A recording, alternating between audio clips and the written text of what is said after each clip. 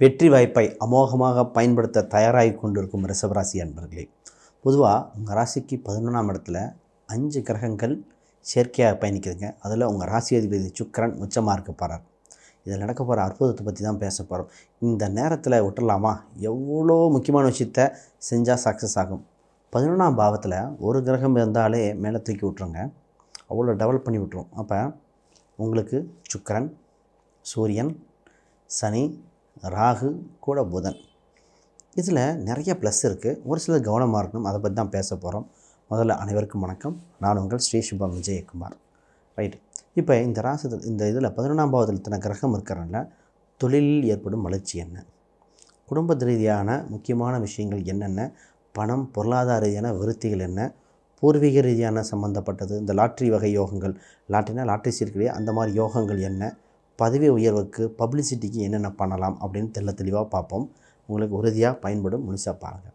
முதல்ல இந்த சேனல் புதுசாக சப்ஸ்கிரைப் பண்ணிக்கோங்க. புதுசாக பார்க்குறவங்க உங்கள் நண்பர்களுக்கு ஷேர் பண்ணுங்கள். உறுதியாக நிறைய தகவல் வந்திருக்கு. நிறைய கமெண்ட் பண்ணுறீங்க. அந்த கமெண்ட்டுக்கு பதில்கள் அங்கங்கே கொடுத்துட்டு வரோம். இப்போ இந்த வீடியோன்னு வரப்போகுது. பொதுவாக ரிஷபராசி அப்படின்னு சொன்னாலே மற்றவரை வசீகரிக்கக்கூடிய ராசி, மற்றவங்க ஈஸியாக அட்ராக்ட் பண்ணிடும். விடாமுயற்சி கொண்ட ராசிங்க. எப்பாடுபட்டாலும் முன்னேற்றம் அடைஞ்சிருவாங்க. வீழ்ந்தாலும் மீண்டும் வந்து வென்று விட்டோம் சொல்லக்கூடிய தன்மையுடைய ராசி. இவங்க குடும்ப உறவுகளுக்கு நல்ல பாசம் குடும்ப ரீதியாக இருக்கும். இவங்களுக்கு தான் பணம் சம்மந்தப்பட்ட விஷயங்களில் இந்த ரோலிங் ஆகிற மெத்தடை இவங்களுக்கு தெரிஞ்சுக்கலாம். அப்போ பணம் பொதுவாகவே ஒரு எக்ஸாம்பிளுக்கு யாருக்காவது பணம் வேணும்னா இந்த இடத்துக்கு இந்த பேங்க்கை போய் அப்ரோச் பண்ணுங்கள், இந்த வகையில் கேளுங்க, பணம் கிடைக்கும். அப்போ பொருளாதார நுணுக்கங்கள், தொழில் ரீதியான நுணுக்கங்கள் ஈஸியாக கிரகித்து கொள்வாங்க. இவங்க எப்படி இருந்தாலும் ஒரு புகழின் உச்சிக்கு வர வாய்ப்புகள் உள்ள ராசி இந்த ரிஷபராசி. எப்படிப்பட்ட சூழ்நிலை இருந்தாலும், இவங்க எவ்வளோதான் கஷ்ட சூழ்நிலை இருந்தாலும், 7.5 சனி, எந்த சனி எடுத்துக்கலாம், இவங்க படிநிலை ஸ்டெப் பை ஸ்டெப்பாக போயிட்டே இருப்பாங்க. இவங்களுக்கு பேச்சே ப்ளஸ்ஸுங்க. இவங்க பேசுகிற பேச்சு இருக்குது பார்த்திங்களா, மற்றவங்களுக்கு மனதை ஈஸியாக கவரக்கூடியது. கரைப்பார் கரைத்தால் கரையும் சொல்கிற மாதிரி ரிஷபராசிக்காரங்க நினச்சா அந்தளவுக்கு இருக்கும். இவங்களுக்கு இந்த சொந்த பந்த உறவுகள் மட்டும் கொஞ்சம் சப்போர்ட் பண்ணணுங்க. ரிஷபராசிக்கு அது ஒன்று தான். சார், நான் அவ்வளோ முயற்சி பண்ணுறேன், அவ்வளோ டெவலப் ஆகிட்டுருக்கேன், என் ஊரெல்லாம் என்னை மதிக்குது, ஆனால் சொந்த பந்தம் ஒத்துக்க மாட்டேறாங்களே, இவங்க நம்ப மாட்டேறாங்களா சார் அப்படிங்கிற மாதிரி ஒரு இது இருக்கும். நான் என்ன சொல்லுவேன்னா, அவங்க நம்புகிறாங்க நம்பலை, நீங்கள் தைரியமாக அவங்க ப்ராசஸை பண்ணுங்கள். உங்களுக்கு மற்ற சில காலம் கழித்து சொந்த உறவுகள், நண்பர்கள் எல்லாரும் சப்போர்ட் பண்ணி உங்களை மேன்மேலும் வளர்ச்சி பாதைக்கு கொண்டு போவாங்க. உங்களுக்கு பதவி உயர்வு யோகம் அரச ஆள பிறந்தவங்களே சொல்லலாம். நான் 4ஆம் இடத்தில் சூரியன் சொல்லலாம் வேணும். அந்த மாதிரி தன்மை இருக்கிற உங்களுக்கு 5 கிரக சேர்க்கைகள் என்னென்னு பார்ப்போம். முதல்ல உங்கள் தொழிலுக்கு பேசுகிறேன். 10ஆம் அதிபதி, அவரே 9ஆம் அதிபதி, உங்கள் 11ஆம் ஸ்தானத்தில் நல்ல நிலையில் உச்சம் பெற்ற சுக்கிரனோட பயணிக்கிறாங்க. இப்போ ஒரு லாபம் சம்பந்தப்பட்ட விஷயங்கள், லாப நோக்கமான விஷயங்களை செயல்படுங்கள் தைரியமாக. இப்போ உங்கள் பிஸ்னஸ் சம்மந்தப்பட்ட விஷயத்தில் விருத்தி பண்ணுறதுக்காக புது முயற்சிகள் எடுக்கலாம். நீங்கள் எண்ணிய காரியங்கள் எல்லாம் நிறைவேறும். நீங்கள் நினைக்கிற ஐடியாலஜி அத்தனையும் ஒர்க் அவுட் ஆகிற கால சூழ்நிலை வந்தாச்சு. இப்போ ஒரு புது திட்டங்கள், புது வகைகள், புது ஆப்பர்ச்சுனிட்டிகள் வருது. இந்த ஆப்பர்ச்சுனிட்டி எடுத்து நீங்கள் ப்ராசஸ் பண்ணும்போது என்ன ஆகும்னா, நிறைய விஷயங்கள் கற்றுக்க போகிறீங்க. இந்த கற்றுக்கிறது எத்தனையுமே இப்போ வந்து கொஞ்சம் கொஞ்சமாக இம்ப்ளிமெண்ட் பண்ணிட்டு வர சக்ஸஸாக இருக்கும். இப்போ ஒரு தொழிலை அப்படியே இன்னொரு தொழிலாக மாற்றுவது, அதை அப்படி விருத்தி பண்ணுவது, நிறைய பேர்த்து கூட கூட்டு சேருவது, இந்த மாதிரி நிறைய ஆப்பர்ச்சுனிட்டிகள் வருகிறது. ஆக மொத்தம் தொழில் சம்மந்தப்பட்டதில் வளர்ச்சி விருத்தி. இப்போ 11ஆம் இடத்துல இத்தனை கிரகம் இருக்கு இல்லையா, அப்போ என்ன சொல்ல போகிறோம், 11 இத்தனை கிரகம் இருந்தாலே உங்களுக்கு பல வகையில் பணம் வர வாய்ப்புண்டு. கடனை வெல்லக்கூடிய அம்சம் உண்டு. எதிரிகளிலிருந்து மீண்டு வந்து எதிரியை வெல்லக்கூடிய அம்சம் இருக்குது. தொழில் போட்டியில் நம்பர் 1 பொசிஷனுக்கு வர வாய்ப்புகள் இருக்குது. இப்போ உங்கள் ஊர் சம்மந்தப்பட்டதில் எல்லோரும் உங்களை பற்றி பெருமையாக பேசக்கூடிய காலகட்டம் தான் இந்த 5 கிரக சேர்க்கைகளுக்கு உண்டான காலகட்டம். இப்போ இதில் சிறப்பு அம்சம் என்னென்னா, உங்கள் ராசி அதிபதி உச்சம் இல்லையா, அப்போ உங்களுக்கு இந்த மீடியா இந்த மாதிரி சம்மந்தப்பட்டது ஒரு விளம்பரங்கள் இதையும் கொடுக்க ஆரம்பிங்க. உங்களுக்கு இன்னும் தொழில் வகை யோகமாக இருக்குது. 2வது திருமணத்தை பற்றி தான் பேச போகிறேன். உங்கள் ராசியிலேயே குரு பகவான் இருந்து 7ஆம் வீட்டை பார்த்துட்ருக்கார். இது குரு சுக்கரன் பரிவர்த்தனை இருக்குது. அப்போயும் 7ஆம் வீட்டுக்கு குரு பார்வை உண்டு. சில காலம் குரு பார்வை இருக்கிறனால என்னன்னா திருமண யோகங்கள் கைகூடும் காலகட்டம். குறிப்பாக 7ஆம் அதிபதியும் நல்ல நிலைமையில் இருக்கார். 7லையும் குரு பார்வை இருக்குது. திருமணத்தை விட்டுடலாமா? திருமணம் சம்மந்தப்பட்ட விஷயங்களை முயற்சிகள் செய்தீங்கன்னா சக்ஸஸ் ரேட் ஜாஸ்தியாக இருக்குங்க. இந்த நேரத்தில் நிறைய டவுட் வந்துகிட்டே இருக்கும். சார் நாங்கள் ஓகேங்கிறோம், அவங்க இல்லைங்கிறாங்க, அந்த தோஷம் இந்த தோஷம்னு சொல்லிட்டு தடை ஏற்பட்டுகிட்டே இருக்குது, ஒருத்தர் இருந்தால் இல்லைங்கிறாங்க, என்ன சார் பண்ணுறதுன்னு தெரியலன்னு ஒரு குழப்பம் ஏற்பட்டே இருக்கும். பதில் என்ன அப்படின்னா, அந்த குழப்பத்துக்கு விடிவு காலமாக ஒரு சில பரிகாரங்களுக்கு அதையும் சொல்கிறேன். உங்களுக்கு திருமணம் நிச்சயம் ஆகப் போகிறது. உங்களுக்கு நல்ல நியூஸ் வருகிற காலகட்டம் வந்தாச்சு. அப்போ நீங்கள் தைரியமாக இருங்க. நீங்கள் இந்த முதல் திருமணத்தை பற்றி சந்தேகப்பட்டிருக்கீங்க. ஒரு சிலருக்கு ஆல்ரெடி திருமணமாக டைவர்ஸ் ஆனவங்களுக்கு 2வது திருமணம் நடக்கவே காலகட்டமாக இருக்குங்க. அப்போ திருமணம் என்ற உறவில் நல்ல நிகழ்ச்சி நடக்கும். அப்போ திருமணம் நடந்த உடனே குழந்தை பிறப்புக்கு உண்டான காலகட்டம் வருது. இப்போ தான் முக்கியமான விஷயம் கவனிக்கணும். திருமணம் பார்க்கும்போது ஒரு கேள்வி வரும். சார் திருமணம் எங்கே வைக்கலாம்? மண்டபத்துலையா கோயில்லையா? இந்த திருமணம்ங்கிறது ஆண் வீட்லையா பெண் வீட்லையா இல்லை பொது இடத்துலையா? இந்த மாதிரி கேள்விகளாம் ஜாதக ரீதியாக தசாபுத்தி ரீதியாக 7ஆம் இடத்தின் வலுவை வச்சு எடுக்கணும். அப்படி எடுத்தால் இன்னும் திருமண வாழ்க்கை சிறப்பாக இருக்கும். ஒரு தொழிலில் வீழ்ச்சி பெற்றால் சம்பாதிச்சிடலாம்.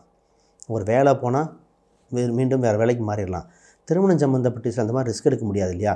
இப்போ திருமணம் என்ற சம்பவத்துக்கு மட்டும் ஒரு நல்ல ஜோதிடருக்கு ஆலோசனை பண்ணி தெளிவாக என்ன எது கண்டால் நல்லாயிருக்கும். திருமண பொருத்தமே பார்த்திங்கன்னா நட்சத்திர பொருத்தத்தை தாண்டியும் நிறைய விஷயம் இருக்குங்க. அந்யோன்ய பொருத்தம், ஜாதக கட்ட பொருத்தம்னு இருக்குது. தோஷங்கள்லாம் லாபமாக மாற்றும் தன்மை என்ன? இந்த முகூர்த்த லக்னம் அதுதான் கோல்டன். முகூர்த்த லக்னம் பேஸ் பண்ணி தான் உங்களுக்கு ஜாதகமே அமையப்போகுது. அதை கைவிட்டுறாதீங்க, அதை தெளிவாக இருங்க. ரைட். இப்போ தொழிலுக்கு போகிறதுக்கு முன்னாடி படிப்பை பற்றி சொல்லிட்டு போகிறேன். நான் அதுக்கு லிங்க் இருக்குது. படிப்பு சம்மந்தப்பட்ட 4ஆம் அதிபதி நல்ல ஸ்தானத்தில் இருக்கிறனால மாணவர்களுக்கு சிறப்பான காலகட்டம். இப்போ அரசு வகையில் ஆதாயங்கள் உண்டு. அப்போ நிறைய பேர்த்துக்கு இந்த ஸ்காலர்ஷிப் கிடைக்குமா, வெளிநாடு பயணிக்கலாமா, ஏதோ நான் நினச்ச காலேஜ் கிடைக்குமான்னு பல சிந்தனைகள் இருந்துருந்தியா, அந்த மாதிரி இருக்கிற நினச்ச காலேஜ் நினச்ச இடத்துல கிடைக்க வாய்ப்பு இருக்குது. முயற்சி பண்ணுங்கள். காம்படிட்டிவ் எக்ஸாம் மாணவர்களுக்கு ரொம்ப யோகமாக இருக்குது. ஒன்றே ஒன்று மட்டும் என் டவுட் வரும். சார் 10th முடிச்சு +2 முடிச்சுட்டு எந்த கோர்ஸ் எடுக்கலாம்? அந்த கோர்ஸ் எடுக்கிறதுல மட்டும் கரெக்டாக சூஸ் பண்ணால் வாழ்க்கை நல்லாயிருக்குங்க. அப்போ நீங்கள் எடுக்க வேண்டிய கோர்ஸுகளுக்கு கொஞ்சம் கவனம் செலுத்துங்க. உங்கள் இப்போ ஜாதக ரீதியாக பார்க்கும்போது படிப்பு அப்படிங்கிற ஸ்தானம் வேறு, தொழிலுங்கிற ஸ்தானம் வேறு. இந்த படித்த படிப்பு இந்த தொழிலுக்கு வருமா? அப்போ தொழில் ரீதியான படிப்பே செட் ஆகுமா?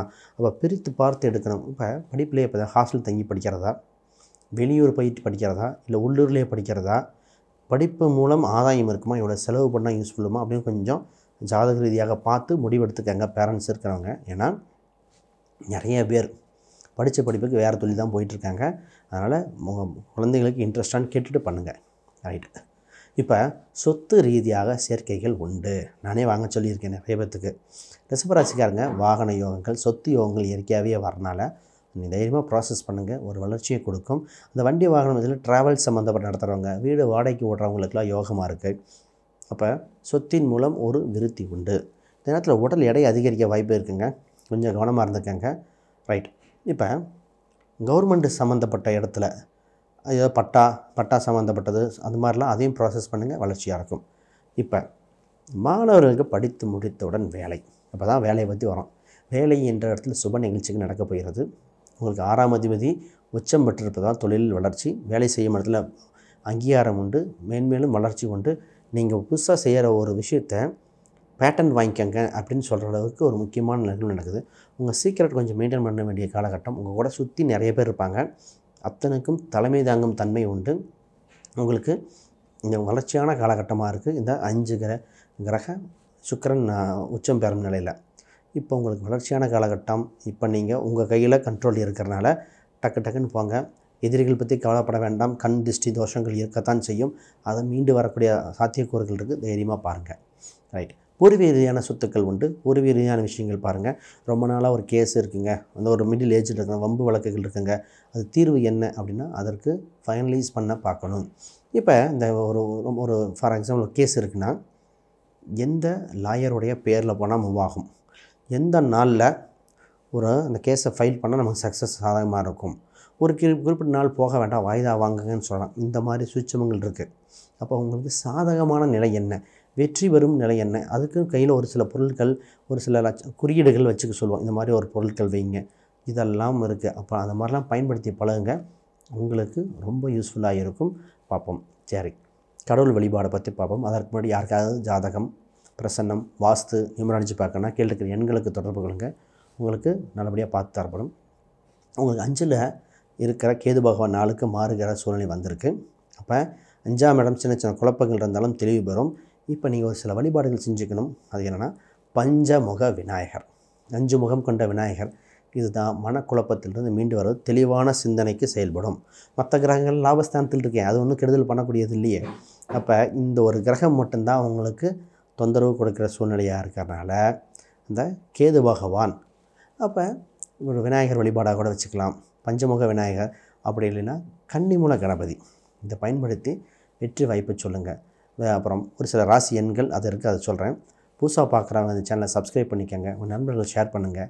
சந்தேகம் தான் வீடியோக்களை கமெண்ட் பண்ணுங்கள்.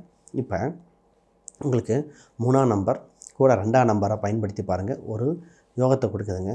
உங்கள் ராசி அதிபதியான சுக்கரன் 6ஆம் எண்ணை பயன்படுத்தி வெற்றி வாய்ப்பை பயன்படுத்துங்க. அப்பப்போ பட்டு நிறம், ஒரு வெள்ளி சம்மந்தப்பட்ட பொருட்கள் வச்சுக்கோங்க. யோக பலனை கொடுக்கும். அனைவருக்கும் வணக்கம், வாழ்த்துக்கள்.